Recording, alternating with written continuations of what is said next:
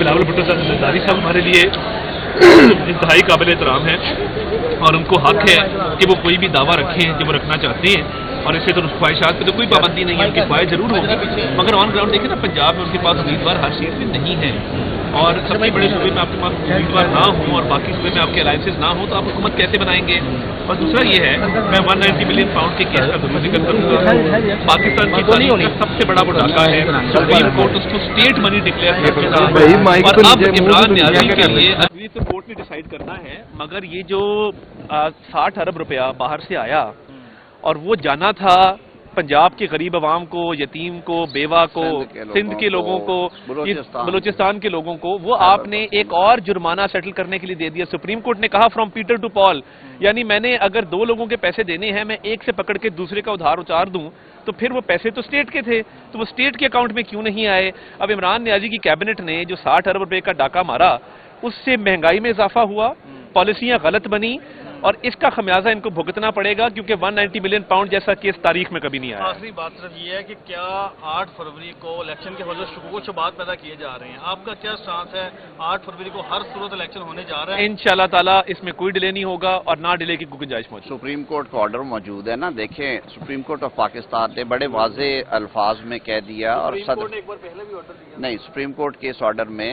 یہ ایک طرح سے کنسینٹ آرڈر ہے، جس میں صدر مملکت نے اور الیکشن کمیشن نے پہلے آرڈر میں جو ادارہ آئین کے تحت قائم کیا گیا، جس کو 218 آرٹیکل کے تحت اختیار ہے کہ وہ انشور کرے کہ فیئر اینڈ فری الیکشنز ہوں، اس ادارے نے خود رپورٹ جمع کروائی کہ یہ ممکن نہیں ہے ہم سے کروانا۔ نواز شریف صاحب کے ساتھ یہ زیادتی نہیں ہوئی کہ جب جج ویڈیو اسکینڈل آ گیا اسی وقت سپریم کورٹ کو نوٹس لینا چاہیے تھا؟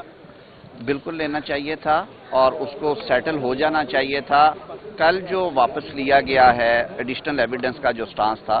وہ میاں صاحب سے ہماری لیگل ٹیم کی میٹنگ ہوئی تھی، انہوں نے بڑے واضح الفاظ میں کہا کہ میں ایک مرے ہوئے شخص کا ٹرائل نہیں چاہتا، کیونکہ اب وہ اس دنیا میں نہیں رہے ارشد ملک صاحب، تو انہوں نے کہا میرا فیصلہ میں نے پہلے اللہ کو سونپا ہوا ہے، لیکن جو میرٹ ہے وہ ہو، تو اسی لیے ہم نے کل پھر میرٹ پہ بحث کی ہے، انشاءاللہ العزیز چند دنوں میں اس پہ بھی فیصلہ ہوگا۔ سمجھتا ہوں کہ سپریم کورٹ کو یہ کام بہت جلدی کرنا چاہیے تھا، یہ ریفرنس پینڈنگ ہے 2011-12 سے میرے خیال میں، آج 12 سال سے زیادہ عرصہ ہو چکا، اور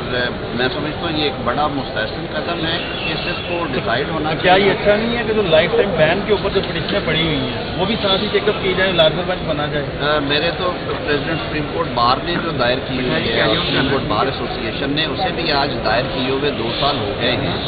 اور سپریم کورٹ بار ایسوسیشن نے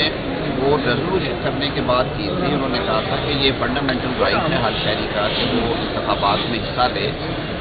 اب یہ صرف میاں نواز شریف کا کیس نہیں ہے، اس میں 100 سے زائد لوگ ہیں جنہیں تا حیات روک دیا گیا تھا، اور 2 قانون میں امینڈمنٹ ہو گئی،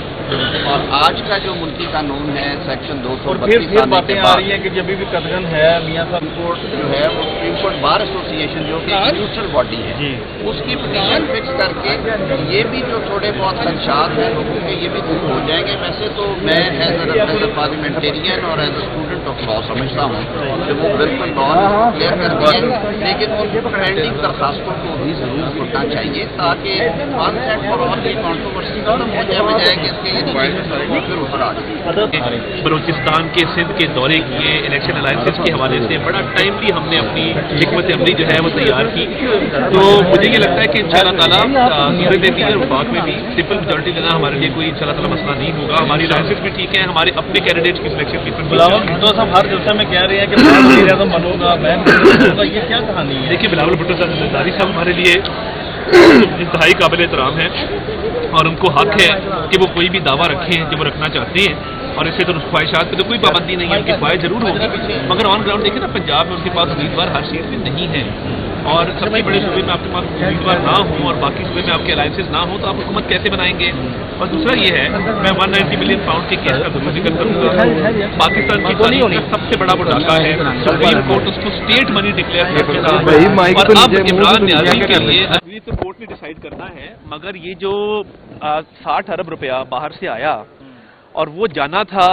पंजाब के गरीब आवाम को, यतीम को, बेवा को, सिंध के लोगों को, बलूचिस्तान के लोगों को, वो आपने एक और जुर्माना सेटल करने के लिए दे दिया। सुप्रीम कोर्ट ने कहा फ्रॉम पीटर टू पॉल, यानी मैंने अगर 2 लोगों के पैसे देने हैं, मैं एक से पकड़ के दूसरे का उधार उतार दूं, तो फिर वो पैसे तो स्टेट के थे, तो वो स्टेट के अकाउंट में क्यों नहीं आए? अब इमरान नियाजी की कैबिनेट ने जो 60 अरब रुपए का डाका मारा, उससे महंगाई में इजाफा हुआ, पॉलिसियां गलत बनी, और इसका खमियाजा इनको भुगतना पड़ेगा, क्योंकि 190 मिलियन पाउंड जैसा केस तारीख में कभी नहीं आया। आखिरी बात सिर्फ ये है कि क्या 8 फरवरी को इलेक्शन के हौले शुकूक शुबहात पैदा किए जा रहे हैं, आपका क्या स्टांस है? 8 फरवरी को हर सूरत इलेक्शन होने जा रहा है, इंशाअल्लाह ताला इसमें कोई डिले नहीं होगा और ना डिले की गुंजाइश मौजूद। सुप्रीम कोर्ट का ऑर्डर मौजूद है ना, देखें सुप्रीम कोर्ट ऑफ पाकिस्तान ने बड़े वाजे अल्फाज में कह दिया, और एक बार पहले भी ऑर्डर दिया नहीं, सुप्रीम कोर्ट के इस ऑर्डर में ये एक तरह से कंसेंट ऑर्डर है, जिसमें सदर मुमलिकत ने और इलेक्शन कमीशन ने पहले ऑर्डर में जो इदारा आइन के तहत कायम किया गया, जिसको 218 आर्टिकल के तहत इख्तियार है कि वो इंश्योर करे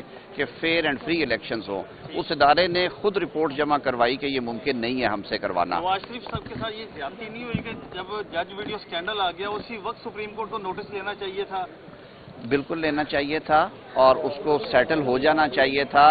कल जो वापस लिया गया है एडिशनल एविडेंस का जो स्टांस था, वो मियां साहब से हमारी लीगल टीम की मीटिंग हुई थी, उन्होंने बड़े वाज़ेह अल्फाज में कहा कि मैं एक मरे हुए शख्स का ट्रायल नहीं चाहता, क्योंकि अब वो इस दुनिया में नहीं रहे अरशद मलिक साहब, तो उन्होंने कहा मेरा फैसला मैंने पहले अल्लाह को सौंपा हुआ है, लेकिन जो मेरिट है वो हो, तो इसीलिए हमने कल फिर मेरिट पे बहस की है। इंशाअल्लाह उल अज़ीज़ चंद दिनों में उस पर भी फैसला होगा।